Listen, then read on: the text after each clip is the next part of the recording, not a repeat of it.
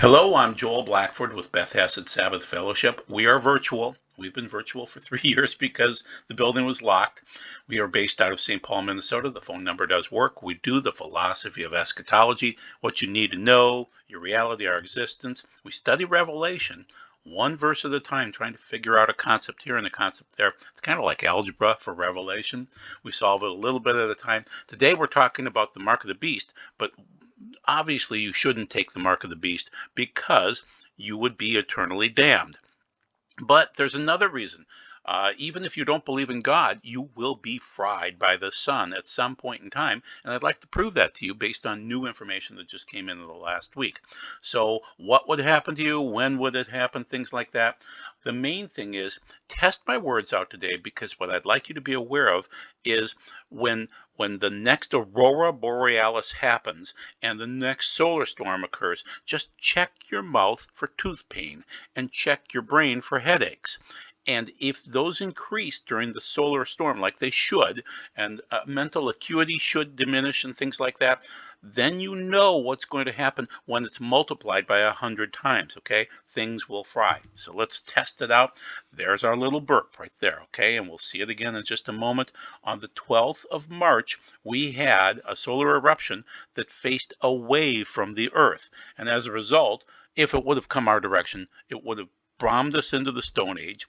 It would have killed off 6 to 7 billion people, and it would have been horrific. So once again, March 12th, there you see it. It's constantly blowing out as it cycles through that process. The main thing is this was, once again, opposite of the Earth, but it was huge. It was probably in the X20 to 40 range. The Carrington event of 1859 was an X40-ish type range. So when those things occur, you're in the Stone Age, people. All the wires are fried. Your electrical circuits, all of your grid, everything's down, and you're ready to die. Okay, because we aren't ready for the Stone Age. We have no idea of how to survive during that time frame, and there would be riots and other issues like that. In the meantime, we need to be prepared for this. So when you see aurora borealis like down below here, and you see big aurora, just be aware. Check out your mouth for your fillings and check out your brain and see how things are doing during that time frame. You should notice an electrical disruption in your own body. And if you happen to have metal shoulders and metal knees and hips and things like that, you'll feel it, people, especially during the big ones. So just keep that in mind. So once again, what are we doing here? We're doing the philosophy of the end of days. We're trying to look at the Bible properly, look at prophecy, which includes a guy today, Ben Davidson, that is not a religious person. He's not a prophet. He's just basically quoting scripture in a different way, in a scientific way. And then the news. So let's look at it based on what's going on. We go through solar cycles, 11 years at a time, generally, and we see the peaks and the valleys on the upper left-hand side here. The main thing is we're going into a peak again, and we had that big burp, that CME, that solar flare that just occurred on March 12th, and we're feeling the effects of the aurora borealis and things like that. So keep in mind, the poles will flip at some point in time. They do, okay? And that our magnetic field isn't there just for the fun of it. Without it, we would all die, okay? And it's thinning very much so. In fact, there's a hole. The South Atlantic anomaly is a hole. You can see that on the lower right-hand side here. That's literally a hole. So if you're sunbathing in Rio de Janeiro, you're probably going to get cancer. It's not a great idea. So especially with a hole like that, and also if the sun burps like it just did, you'll feel it especially there. Okay, so pretty disastrous. So yes, when the auroras occur, that means that there was a solar storm. And in the case of Elon Musk, back about a year ago, Elon sent up 49 of his SpaceX Starlink satellites, and 40 were knocked out by a solar storm. So he didn't really plan properly for that. So when you see the aurora, you might see some space links falling out of the sky. And so it's going to be interesting as things move forward, because we should have more solar activity and less protection from our ozone layer, our magnetosphere. So just keep that in mind. The prettier it is, the more disastrous it could be. It matches. Okay, so here's my hero for the week, Ben Davidson. He finally quoted me something that I could cite. Okay, so first of all, I'll cite the stuff on the right-hand side. So Ben runs Suspicious Observers, by the way. He's a brilliant young man. So at some point, Earth's weakening magnetic field will weaken so much that the planet will not be able to sustain even a moderate disruption in the solar wind. When that occurs, the grids will go down and there will be no more power as the sun continually ramps up toward the micronova, and as Earth's magnetic field continues to weaken, cosmic radiation will bombard the planet more and more. At some point, the solar system will enter the point where the galactic magnetic reversal occurs. The sun will go dark for 3 days. That sounds biblical, doesn't it? Followed by a solar micronova, and the planet will go like this. And he's basically pointing in the video to this twisting of the Earth and how that would be a magnetic pole shift. And so his comment is, and he's already preparing for this up in the mountains near Denver, just south, hide in a cave up high in the mountains because there will be sloshing occurring in the earth during that time frame too, as the magnetic poles move. So it's a situation where I'm relatively safe in Minnesota because it'll hit the Rocky Mountains before it hits me, and then it'll dissipate. And also we have a great river network here. I'm up north in Minnesota, as I stated, which means that you would notice the waters be able to be carried away by the Mississippi and other river systems. So Ben, continuing on, this is a video where he cites the sun almost ended civilization 30 hours ago, and this was during our last week in March here. And so at the mark of 1:18, so 1 hour and 18 minutes into it, he talks about how this was an amazing time and it would have killed the 6 to 7 billion people, but it was facing the opposite direction. So he thinks it's like a slap from the sun because we're so cocky and arrogant thinking that man causes all of this. It's the sun. I mean, we literally dodged the bullet last week. Okay, so this is Ben's comments on that. You can read it if you'd like to, and I will cite this video down below. So the link that you're looking at, I will cite for you. Okay, so Ben's other comments about this, that it was probably an X40 flare. Your body metals will melt. Okay, it'll be horrific. And so Elon Musk is out touting this, and we'll get to this a little bit later on. What will be left for us humans to do? We better get a move on with Neuralink. Okay, so that's putting metal, copper metal, chips, other things like that in your body. And Ben's answer is the right answer. How about no? This is the only thing you get wrong. The big solar flare and all the users get, one big solar flare and all the users get their brains fried. So just keep in mind a Carrington level event, and you can look it up if you'd like to, from 1859. It fried the telegraph lines. It would fry our power lines, and people with wires embedded deep in their minds would fry and die, or it would be painful, horrible, excruciating pain. So an X20 to X40 type flare would cause fires to dance down the telegraphic electric lines, burning everyone, everything. If you had your Neuralink disconnected from power, the wires would still be embedded in your brain and it would fry you. Okay, metal in the body will cause anguish too. So anything Carrington level, the type that we just had, I said here yesterday, from the back of the sun would be a disaster. It would kill 6 to 7 billion. So let's get into scripture and compare it now with Ben's words. So we just read his words of what he thinks is going to occur. So let's look at it with Revelation 6 chapter, or rather the sixth seal of chapter 6, verses 12 through 14. Then I watched as he broke the sixth seal, and there was a great earthquake. The micronova situation where the sun goes into micronova would unlock the crust and the mantle would break free. The sun turned black. Now that's a process.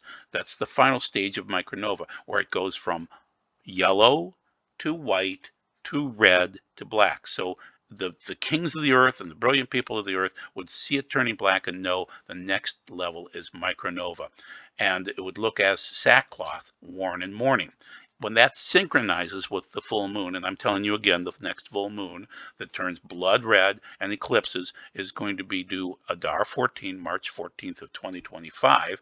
And when if that occurs and the sun is ready to micronova, so the next possibility for that is a couple of years away, then also the stars would fall from heaven to earth. That's a micronova dust production event. Just as a fig tree drops its bitter winter figs.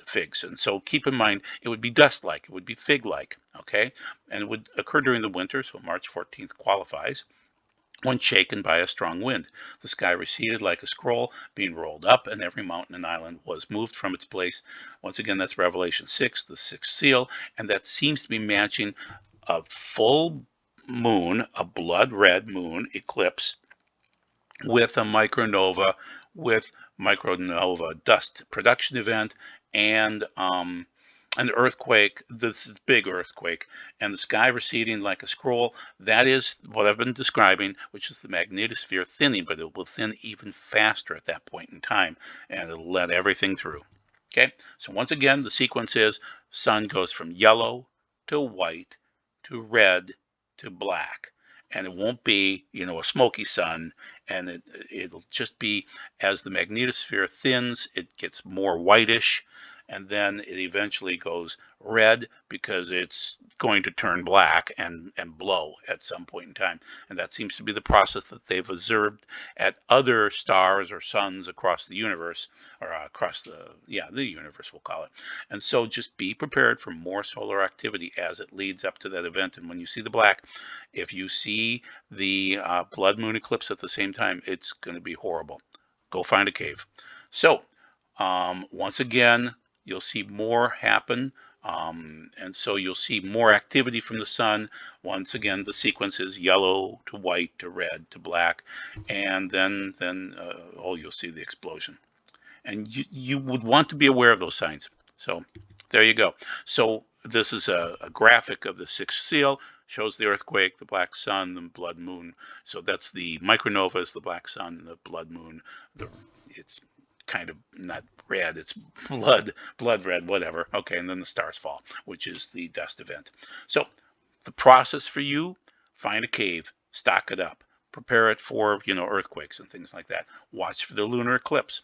Camp outside the cave. If it's a lunar eclipse and you think the sun could go micronova, camp outside the cave.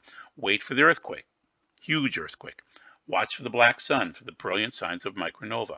Then wait for the earthquake the aftershocks to cease. Okay, run inside the cave for 17 hours. I'd rather you have 17 hours to get in there. Okay, so you're waiting for the after effects of the quake to stop, and you've got 17 hours to get into that cave, and then you watch for the meteorite dust from inside the cave.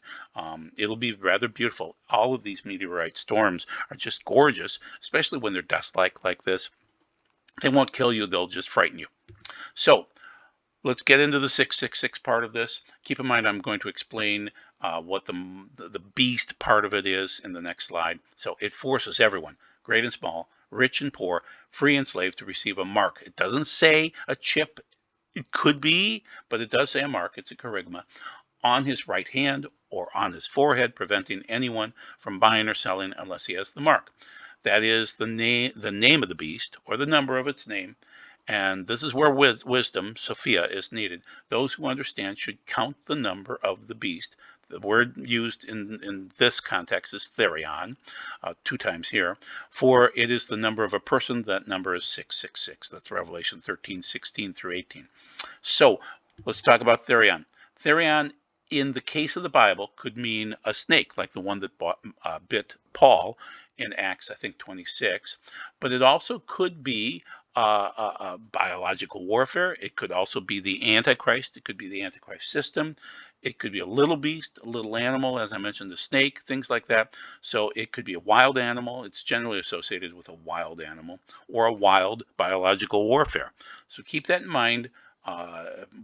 Sometimes it's depicted as the Antichrist, but sometimes it's his system and his kingdom and power. So keep in mind, it has a lot of different meanings for what's going on there. And I have people argue with me all the time saying, well, that just means the system. It doesn't mean the Antichrist. Well, at some point in time, that particular therion has to die for 3 days and then resurrect. So just keep that in mind. It's not going to be a system dying for 3 days. It's a person. So what's happening in the world right now, according to Popular Mechanics, way back in January, they're saying scientists want to use people as antennas to power 6G. The future of 6G telecommunications would come from visible light communication. That means humans would wear coiled copper. So if the sun does blow out a solar flare, you're going to burn. You're going to fry with copper just burning you horribly. Oh, it'd be horrible unless you figure out a Faraday cage and jump inside of it. So they'll use the light from LEDs that can turn on and off. It's frightening. It's a horrible idea. There you go, implantable devices. Okay, brain implants is the first stage. So brain-computer interfaces like Neuralink from Elon Musk involving implanting neural connectors into volunteers' brains. Bad idea. Solar flare, you fry, you die. It hurts. So they want singularity by 2045, but they're really pushing towards 2030. They want the hive mind. They want us to be able to share information, and they want to be able to hack that sharing. So just keep that in mind.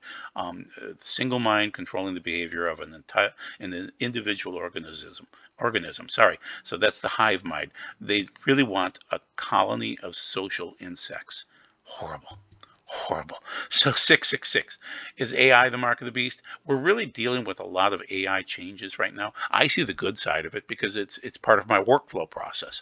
So we set up, say processes that are business processes, and AI helps in that process. We can open up a website, we can credential in, we can make changes, and then we can close down that particular window and move on. And it's unpaid, and you don't need to feed the little bots that help us out.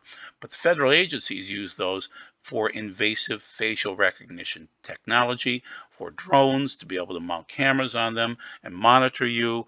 And AI will be able to process and analyze so much faster than humans.